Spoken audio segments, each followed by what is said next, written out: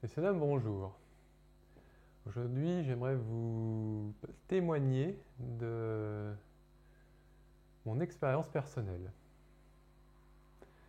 Jusqu'à présent, j'ai fait de nombreuses vidéos concernant la spiritualité et ce de manière générale, mais je me rends compte que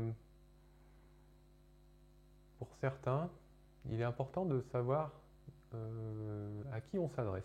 Et je me rends compte que si je ne donne pas un aperçu de ce que j'ai vécu, peut-être que j'ai beau avoir de bonnes paroles et que je donne de bons enseignements, si c'est perçu comme cela, tant mieux. Mais je pense que d'abord, je dois d'abord dire d'où vient cette sagesse et comment je l'ai acquise. Et donc, de ce fait, parler de mon expérience personnelle. Donc aujourd'hui, je témoigne de ce qui m'est arrivé dans ma vie pour peut-être sortir certaines interrogations concernant ce que c'est que de vivre ce que l'on vit et y voir peut-être que je ne suis pas différent de nombreux êtres dans ce monde et que je suis passé par des souffrances et qu'ensuite je suis arrivé là où j'en suis aujourd'hui. Voilà. Donc, messieurs, dames, pour moi, il y a quelque temps, donc ça remonte bien au début de mon existence, s'il y a un début. J'étais dans la problématique des souffrances physiques, morales et psychiques, donc disons que je rencontrais des difficultés qui sont de ces trois ordres, et je ne me rendais pas forcément compte de ce que c'était. Bon, combien de fois j'ai dû tomber en vélo, de me faire mal physiquement, combien de fois j'ai pris des coups au travers de maladresse et sans forcément que ce soit d'autres personnes qui m'amènent à de la violence, mais j'ai connu, de point de vue physique, beaucoup de coups et de chocs qui m'ont amené, un peu comme des réveils, à me sortir de mon insouciance qui était d'errer dans le monde joyeux, heureux, innocent, insouciant comme un enfant. Et ces coups physiques ont été comme des réveils pour moi, pour prendre connaissance de la problématique que je vis et que dès lors où je vis, je suis amené à rencontrer des difficultés et des souffrances. Donc, bon, d'un point de vue physique, il y a de nombreuses choses comme ça dans ma vie qui se sont agglomérées comme des petites expériences de souffrance qui, au fur et à mesure, se sont intensifiées ou approfondies pour que justement je prenne connaissance un peu plus à chaque fois de ce que c'est que la souffrance. Et bien sûr, d'en comprendre le sens, puisque au début on voit surtout la problématique et c'est petit à petit qu'on s'en rend des faits. Donc, bon, ça c'est pour le point de vue physique. D'un point de vue moral, au fur et à mesure des années passant, certaines actions comme la rencontre avec l'autre m'ont amené à voir ce qui était injuste ou juste, des actions de violence ou de justesse étaient des signaux ou des témoins pour que je comprenne que derrière chaque action se trouve une sagesse ou une morale ou une voie dans laquelle on peut comprendre quelque chose, que ce soit dans le mal ou dans le bien d'ailleurs. Les mauvaises actions m'ont amené à comprendre que ce ne sont pas des actions à faire, mais c'est des actions qui nous amènent à comprendre quelque chose d'une situation. Et les bonnes actions, en fait, ce sont le résultat de ne plus commettre les mauvaises actions et de ce fait de porter une sagesse qui est importante. Donc ça, c'est pour ce qui est de la morale. Et puis, j'ai compris aussi d'un point de vue psychique. Étant jeune, bon, je n'avais pas trop ce genre de problème, mais au fur et à mesure des années, peut-être vers l'âge de 20, 25, 30 ans, 35 ans, les pensées se sont un peu plus intensifiées. Vous voyez, c'est progressif. Au début, c'est le physique, beaucoup le physique et encore le physique. Ensuite, c'est la morale qui s'inclut petit à petit dans le processus de l'être, comme moi. Et ensuite, c'est au niveau du mental. Donc moi, j'ai vu dans les 10 dernières années, là, j'ai à peu près 41 ans cette année, oui, il y a bien 10 ans que les souffrances mentales sont devenues un peu plus le créneau quotidien. Et je dirais que les souffrances physiques, elles sont un peu moins présentes, les souffrances morales un peu moins, mais quand même un peu présentes. Et finalement, en fait, ce sont les souffrances mentales qui sont les plus présentes actuellement pour moi. Mais vous voyez que c'est progressif. Suivant l'âge que l'on a, on ne rencontre pas les mêmes difficultés. Et je dirais qu'elles se raréfient ou elles se raffinent suivant notre implication à commettre les mêmes actions ou non. Et c'est pourquoi on rencontre de telles souffrances, et dans mon cas, les souffrances mentales. Pour arriver aux souffrances mentales, il faut avoir suffisamment mis fin aux souffrances physiques, puis aux souffrances morales pour arriver aux souffrances mentales. Si vous rencontrez des souffrances mentales, bon, là j'ai tendance à parler un peu plus largement que moi, mais c'est parce que j'ai cette sensation de ne plus avoir quelque chose à dire vis-à-vis de moi-même en tant que souffrance. Donc, si vous rencontrez des souffrances mentales, c'est qu'à un moment donné, vous avez fait un travail suffisamment important pour abandonner les souffrances physiques et les souffrances morales. Bon. Dans mon cas, les souffrances psychiques, elles sont apparues une fois que j'avais suffisamment mis fin aux souffrances physiques et aux souffrances morales. Et les souffrances psychiques ou mentales sont apparues comme étant ce que j'avais le plus à travailler. Et c'est ce que je fais depuis de nombreuses années. Je travaille sur les souffrances mentales, à y mettre fin. Donc chez moi, j'ai rapidement mis fin aux souffrances physiques et morales, puisque d'un point de vue physique, j'ai cessé de me battre depuis longtemps contre ceux qui sont mes ennemis ou mes amis. Je considère chaque individu comme étant mon prochain, donc j'ai plus problème de vouloir me battre contre lui. Même au contraire, j'ai plutôt tendance à l'aider ou aller dans son sens. D'un point de vue moral, j'ai tellement abandonné de choses dans ma vie comme vouloir posséder quelque chose à moi, avoir une femme, des enfants. J'ai eu jusqu'à un certain temps des copines qui ont satisfait mes amours d'adolescent, mais depuis maintenant bientôt 15-16 ans que je connais plus cet amour-là. C'est pas pour autant que j'ai pas cultivé l'amour en moi. Et je dirais que le détachement sentimental, oui, ça fait bientôt 16 ans que je travaille sur savoir vivre seul et accepter, m'accepter tout simplement, justement m'aimer. C'est simplement arriver à m'aimer sans dépendre de quelqu'un pour être aimant vis-à-vis de moi-même. Et donc, ce détachement sentimental, je l'ai entrepris depuis de nombreuses années. Cela m'a permis de quoi de plus souffrir de l'attente ou de quémander l'amour de l'autre, puisque bon, je sais que c'est pas ça l'amour, mais quelque part quand on est amoureux de quelqu'un, on cherche à être avec l'autre et justement dépendre de l'autre, c'est une manière d'être heureux et d'être amoureux. Mais le véritable amour, pour moi, de ce que j'ai compris, c'est que c'est arriver à être heureux même si l'autre n'est pas présent.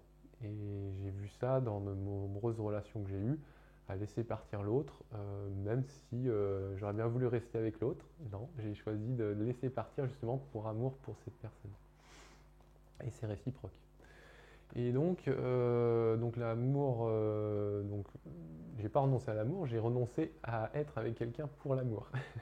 Ce qui n'est pas tout à fait pareil. Et donc, renoncer au plaisir ou à être avec quelqu'un, c'est une manière pour moi de me détacher des sentiments.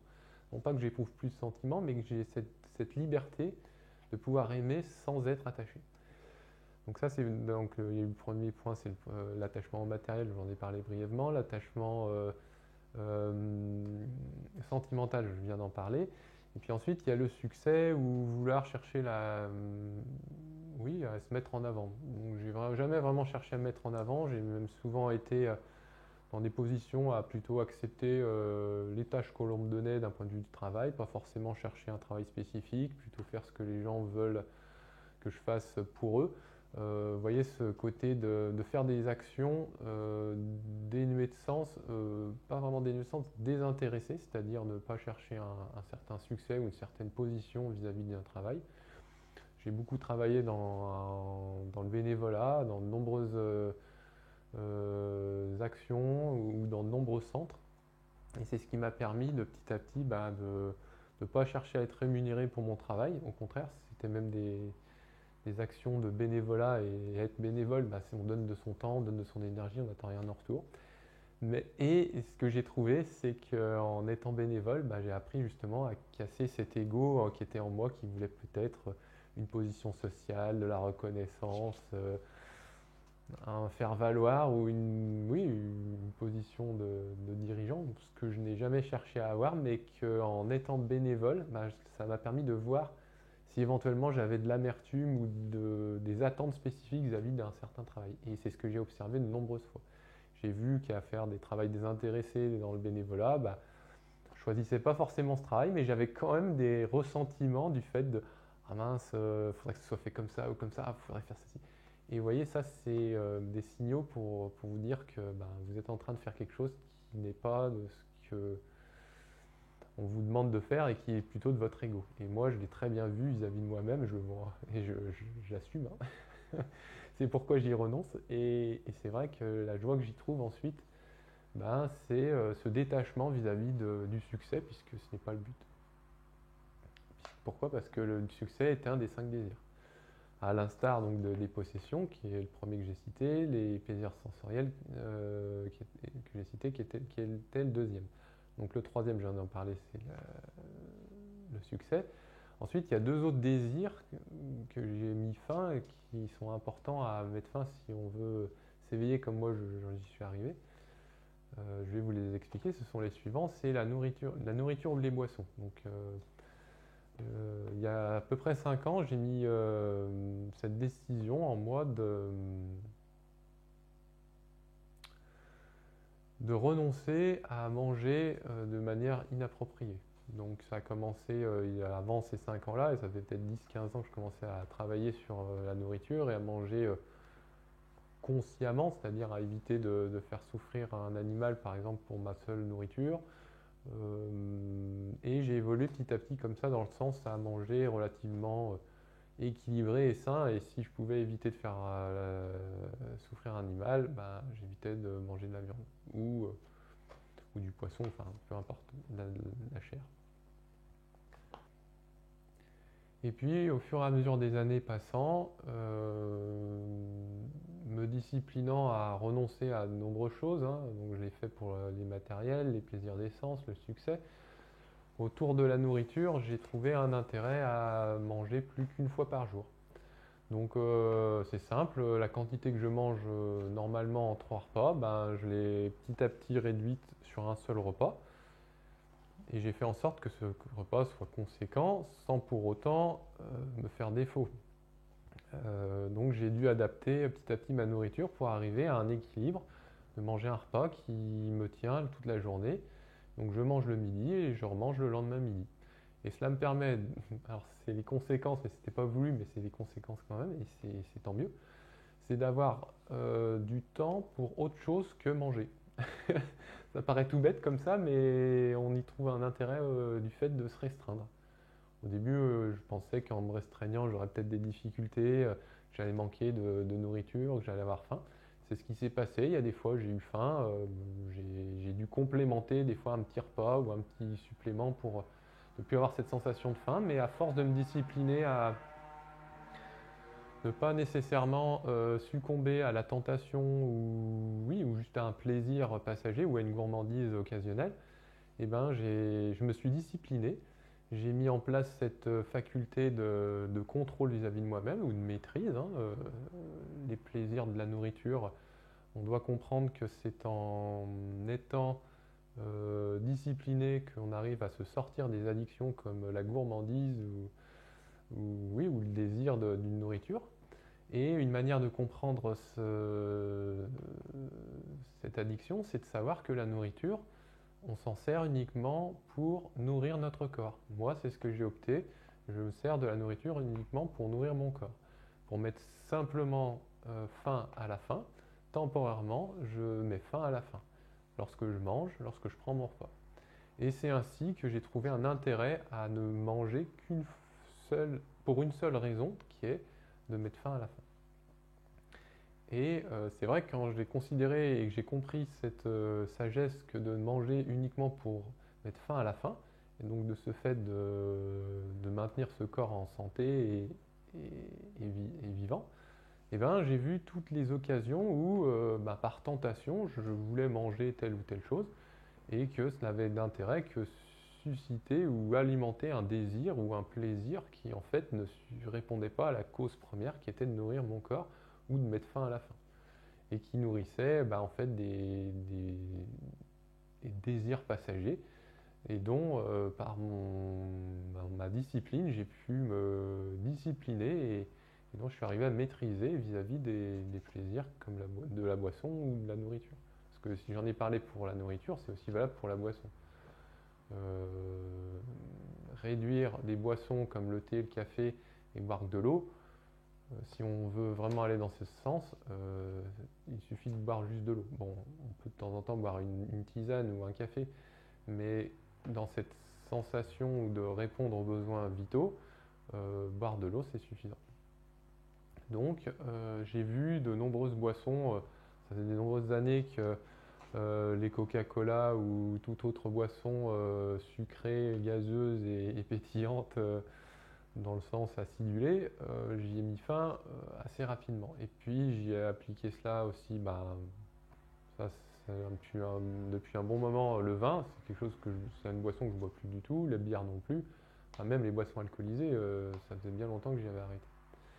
Et disons que ces derniers jours, plutôt cette dernière année, je commence à réduire ma consommation de café, thé, tisane à pas une restriction totale parce que le but c'est pas non plus de souffrir, mais disons une certaine compréhension que je n'ai pas nécessairement besoin de café ou de tisane ou de thé pour vivre correctement et justement. Et c'est pourquoi depuis cette année je bois un peu plus d'eau et je bois un peu moins de thé, café et tisane. J'en bois encore un petit peu, mais voilà pour vous donner un peu ce que c'est que de savoir se discipliner et surtout voir l'intérêt d'être centré sur l'important. Voilà.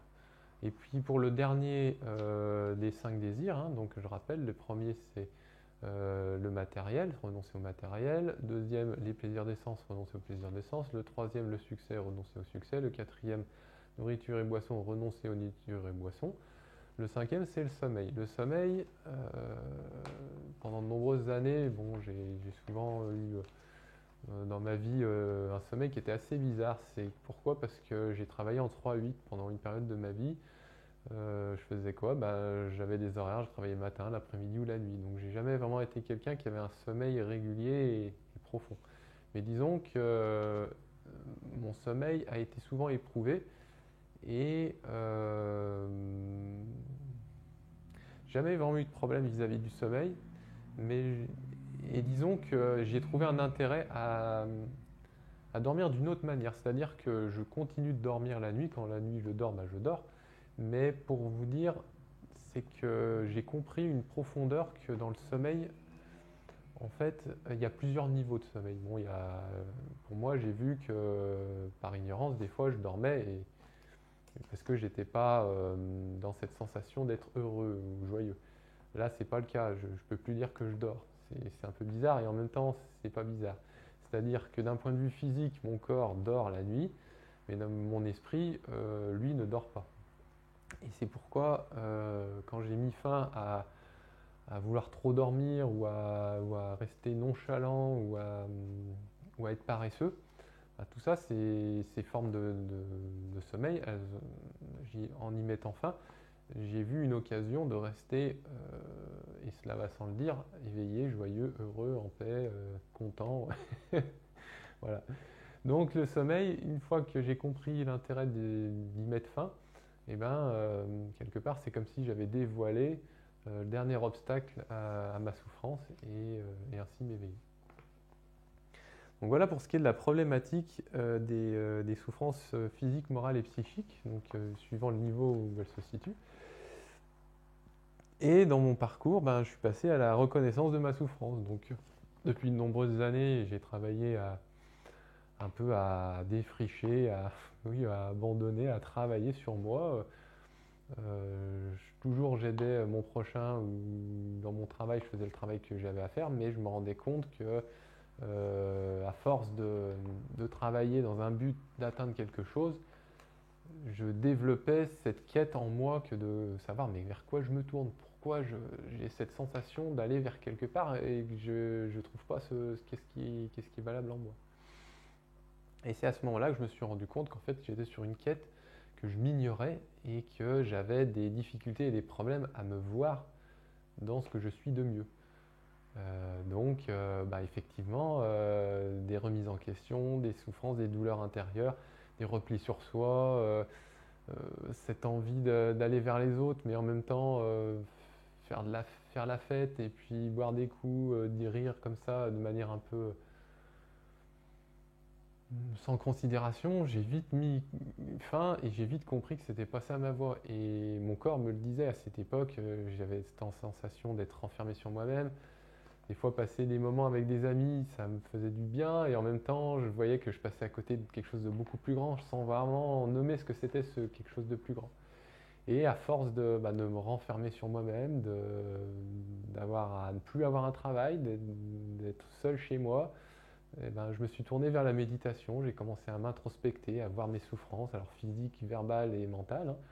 Physique, c'est assez compréhensif quand on tombe malade comme moi. Moi, quand je suis tombé malade, j'ai vite compris que mon corps, il m'envoyait des signaux pour me dire, arrête-toi, pose-toi, fais quelque chose, observe-toi. Et la méditation m'a beaucoup aidé. D'un point de vue physique, c'est en mettant mon corps au repos, la maladie m'a petit à petit quitté. Je suis quelqu'un qui a rencontré énormément de souffrances d'un point de vue maladie, hein, que ce soit physique, à différents niveaux, hein. Ça part du bas du corps jusqu'en haut du corps, hein, puisque les dernières maladies que j'ai rencontrées, c'est des maladies mentales. Voilà. Donc du coup, j'ai travaillé à m'accepter en tant que quelqu'un qui souffre de maladie et qui doit se mettre au repos. C'est ce que j'ai fait. Je me suis posé, j'ai médité pendant de nombreuses années. Ça fait maintenant bientôt 10-15 ans que je travaille sur moi-même. Depuis la fin de mon dernier et seul travail dans cette existence de salarié. Depuis ce temps, je travaille sur moi-même, à la connaissance de moi-même. Donc j'ai vu m'ignorer pendant de nombreuses années et en méditant, notamment en pratiquant Vipassana comme méthode de méditation. Donc on s'observe en tant qu'inspiré, expiré, on observe les sensations, on observe les pensées. Quand je dis on, c'est celui qui médite, hein. Moi j'en fais partie à chaque instant j'en fais partie. Et donc je me suis vu m'observer avec mes envies de faire ceci ou cela, d'avoir envie de bouger de mon siège, de vouloir me gratter parce que j'avais envie de me gratter. Différentes choses qui apparaissent quand on médite, quand on est en vipassana, et dont moi-même, hein, je m'en suis rendu compte et j'ai beaucoup appris de moi du fait de rester à rien faire sur un coussin et juste observer mon souffle. Voilà. Donc j'ai travaillé sur ce travail de détachement des souffrances. Donc après le physique verbal en méditation, on ne parle pas, donc c'est une manière au moins de ne pas dire de bêtises. Ça paraît anodin, mais c'est très important. Arrêter de parler pour ne rien dire, c'est une manière de se purifier. Donc une manière très simple, quand on se pose en méditation, comme moi je le fais, hein, on se pose, on s'assoit, on médite, on a une très grande chance au moins de ne pas faire de mauvaises actions du corps, de la parole et de l'esprit si on évite de s'agiter. Si on évite de s'agiter, on évite de faire des mauvaises actions du corps, de la parole et de l'esprit. Dans le cadre de l'esprit, j'ai beaucoup appris à me connaître moi-même, notamment sur toute cette agitation que j'avais dans mon esprit, qui sont justement des pensées qui m'arrivaient ou même de l'agitation intérieure qui était difficile à contrôler. Et au fur et à mesure des années, j'ai mis fin à ces souffrances en méditant régulièrement et ce répétitivement pendant de nombreuses années, hein. Je médite, je sais pas, peut-être depuis 2007, 2022, donc peut-être 15 ans. Donc 15 ans que je médite, on va dire, de manière régulière et soutenue. Et puis, donc ce travail de méditation et d'introspection m'ont permis petit à petit de me détacher de la maladie, notamment mentale, dans les derniers instants de mon existence souffrante. Et, et petit à petit, arriver à ce détachement complet et juste vis-à-vis de moi et des souffrances. Et donc c'est ce qui s'est passé. Donc je me suis appliqué cette discipline du corps, de la parole et de l'esprit. Je me suis engagé dans les 5 préceptes. Donc les 5 préceptes, si vous ne connaissez pas ce que c'est, ce sont les suivants. Je ne tue pas, je ne vole pas, je ne me méconduis pas sexuellement, je ne mens pas et je ne m'intoxique pas. Donc les 5 préceptes. Voilà quels sont les 5 préceptes.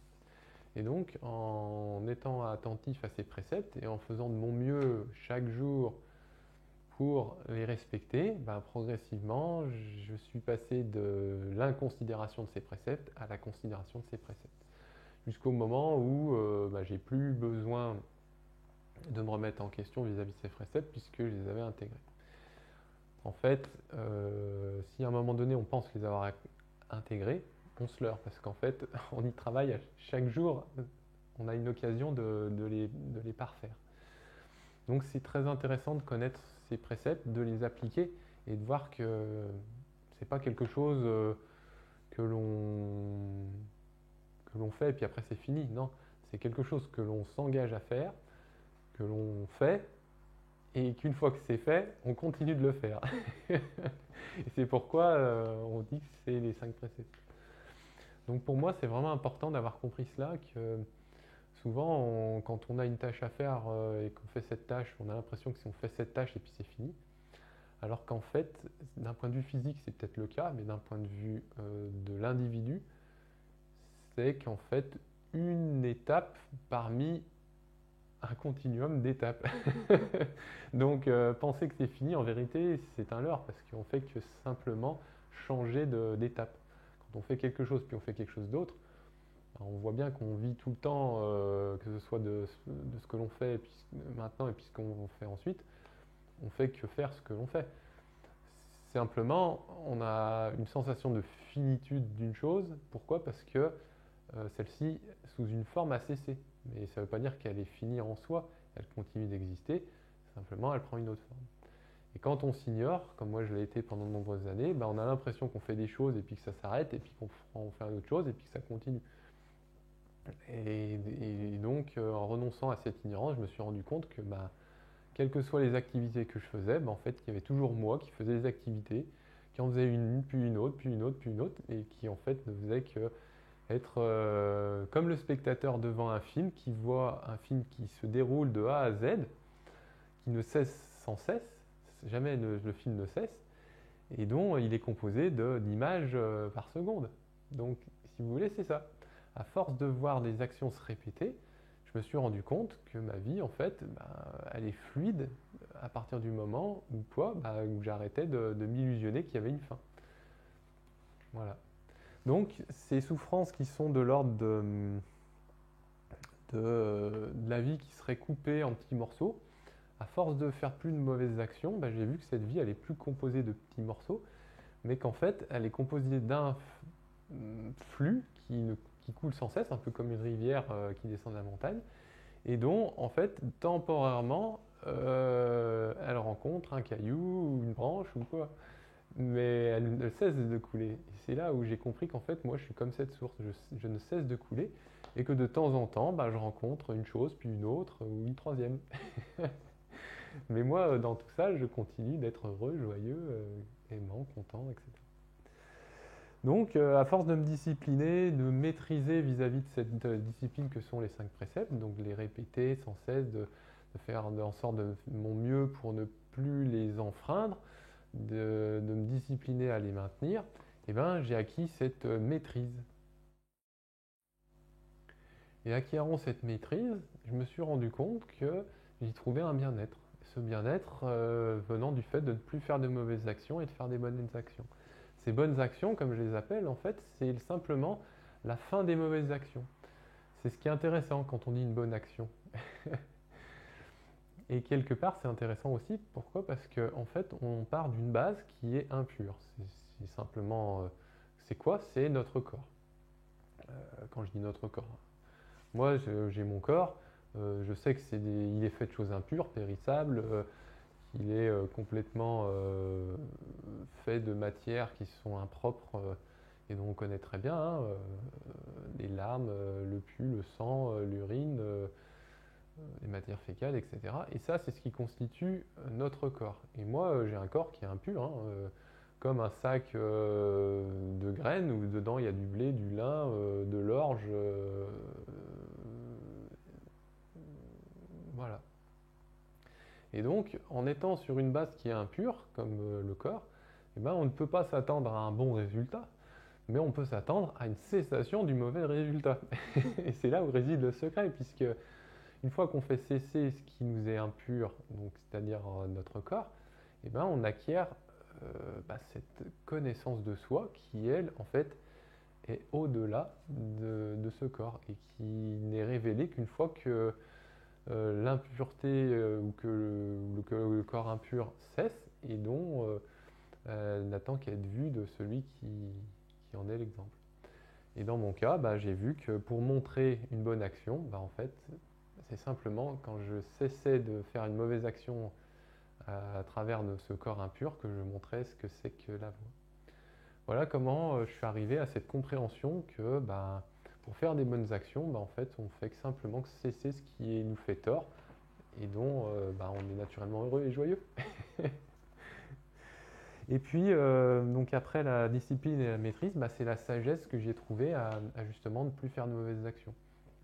Du fait de ne plus faire de mauvaises actions, apparu et apparaît et apparaîtra probablement encore, oui, une certaine tranquillité, un discernement, une présence d'esprit, une joie d'être heureux, de ne plus faire de mauvaises actions, un apaisement de ne plus avoir des mauvaises actions qui me font tort, le fait de ne plus ressasser des mauvaises actions aussi, puisque je n'en commettant plus, je les alimente plus, et ne les alimentant plus, elles cessent d'être vivantes en moi, et, et tant mieux, puisque j'en suis heureux. Et c'est comme ça que j'ai vu une progression et un avancement dans mon cheminement, et dont j'éprouve une immense joie de vivre ce que je vis, puisque ne faisant plus de mauvaises actions, je cours. Imaginez, c'est comme avoir devant vous des haies. Quand vous êtes un coureur et que vous devez sauter des haies, c'est sûr, c'est plus dur quand il y a des haies. Vous enlevez les haies, vous courez, c'est un peu plus facile. Et puis après, vous vous dites, mais pourquoi je cours je peux marcher, je vais y arriver aussi, hein. Le but, c'est pas d'y aller vite, c'est de prendre plaisir, vous comprenez?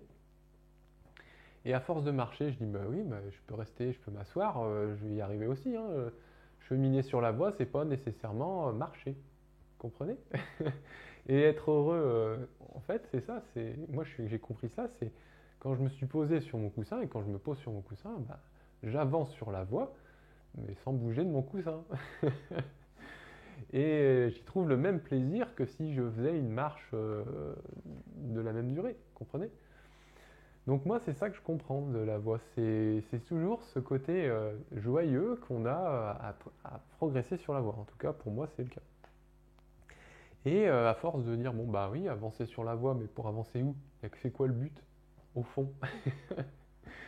Donc, à force de ne plus bouger de mon siège, je me suis rendu compte qu'en fait, je progressais sur la voie simplement en respirant. J'inspire, j'expire. C'est un mouvement naturel que je fais, j'ai rien besoin de faire, et pourtant, c'est ce que tout le monde fait, hein. Simplement, il y en a qui ont préféré et qui préfèrent encore courir ou faire autre chose, alors qu'ils font déjà quelque chose de par nature, ils respirent.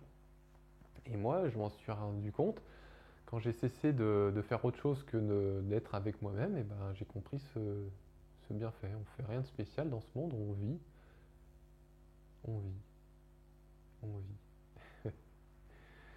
Donc on trouve une certaine quiétude et sagesse quand on comprend que à force de chercher quelque chose qui est à l'extérieur de nous, on s'épuise, et à force de chercher quelque chose qui est déjà présent, on cesse de s'épuiser. Pourquoi? Parce qu'on ne fait pas d'efforts inutiles, on s'observe, voire même on renonce à s'agiter là où il y a déjà la vie.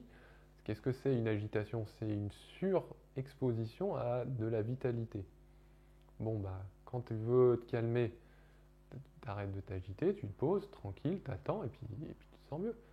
Et ben, de la même manière, en se posant, en méditant, j'ai compris qu'en étant attentif et posé, et à ne rien faire de plus que ce que je fais déjà, non seulement j'évitais de m'épuiser, mais en plus j'évitais de m'agiter, et même j'y trouvais un intérêt à trouver juste cette légère sensation agréable qui est naturellement présente en moi, et dont bah, j'y connais la joie simplement de fait d'être présent à elle. Voilà, donc pour ce qui est de bien-être à méditer, et donc la compréhension bah, de la vie qui coule en moi, et dont bah, j'y trouve la joie. Et enfin, bah, la réalisation de la voie, quand j'ai compris effectivement que le bonheur réside simplement en ne faisant plus rien de plus que ce que je ne fais déjà, c'est-à-dire je vis, je suis heureux, je respire naturellement. Et bien naturellement, des pensées, des actions se sont apparues à moi, ou sont apparues à moi, elles se sont révélées à moi. Je les ai observées comme on regarde un film le soir à la télé. On est heureux de voir de belles images. Et oui, donc de la même manière, eh ben, j'observe mon esprit et j'ai réalisé cette voie qui est simplement merveilleuse. Et j'y trouve la félicité, l'extase, la béatitude, ces notions que l'on nomme sous cette forme et qui en fait sont le reflet de quelque chose d'intérieur beaucoup plus profond, qui est de l'ordre de la parole, qui est de l'ordre de la sensation, et qui peut être vécu pour peu que quelqu'un observe correctement et justement, il voit quelqu'un en extase, en béatitude, en joie, en bonheur, et il est heureux. Et donc le jour où j'ai réalisé cette voie, j'ai compris ce que c'est que de connaître la félicité, le bien-être, le bonheur, la joie, l'amour, l'extase, et ben j'ai compris que j'étais arrivé au bout du chemin. Et que ce bout du chemin, bah, il m'a révélé tout mon potentiel. J'ai vu que j'avais vécu la vie que j'avais à vivre. J'ai cessé de renaître dans des existences où je rencontrais de la souffrance et dont, par le passé, celle-ci m'amenait à des difficultés et des problèmes. Et petit à petit, bah, du fait de n'avoir plus de nouvelles souffrances à éprouver, j'ai éprouvé les anciennes. Et je suis remonté à mes anciennes souffrances d'une vie, deux vies, trois vies, quatre vies, cinq vies, 10 vies, 20 vies, 30 vies, 40 vies, 50 vies, 100 vies. Puis j'ai vu la Terre se contracter, s'expandre, se contracter, s'expandre. Et j'ai vu dans des vies passées, j'étais à tel endroit avec telle personne, je faisais telle chose, j'avais telle vie. Et puis je disparaissais, puis je réapparaissais à un autre endroit, je vivais dans tel endroit avec telle personne, je faisais telle action, et j'avais tel résultat, et je connaissais telle vie.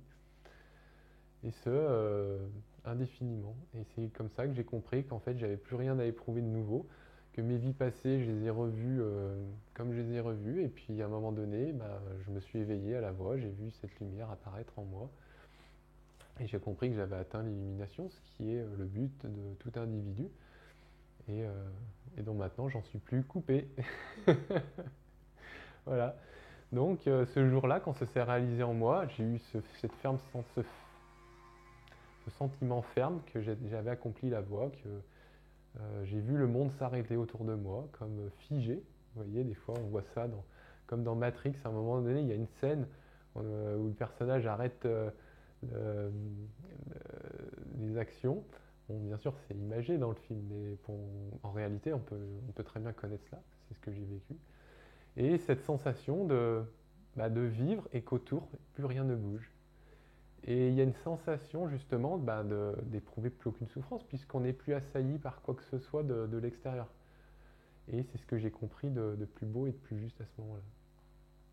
Et depuis ce jour, bah, je témoigne donc aujourd'hui de cet éveil qui est pour moi maintenant daté de 5 ans à peu près de ce bonheur que je vis sans cesse. Et depuis 5 ans, ben, j'ai un peu continué, puisque bon, n'ayant plus rien de spécial de plus à faire, ben, j'ai rarifié ou raffiné ou rendu plus noble cette sensation qui en fait est présente maintenant quasiment tout le temps en moi. C'est un peu comme un interrupteur, quand on rentre dans une pièce, on allume, on est dans la pièce, puis quand on sort de la pièce, on éteint. Ben, moi, de la même manière, matin, je me réveille, cette sensation est en moi, et puis quand je me couche, elle s'en va.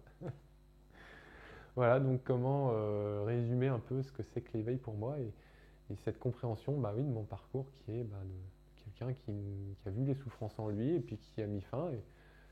Et donc maintenant, il n'a plus rien à attendre de spécial, si ce n'est d'être heureux, et ce dont il monte déjà continuellement et justement.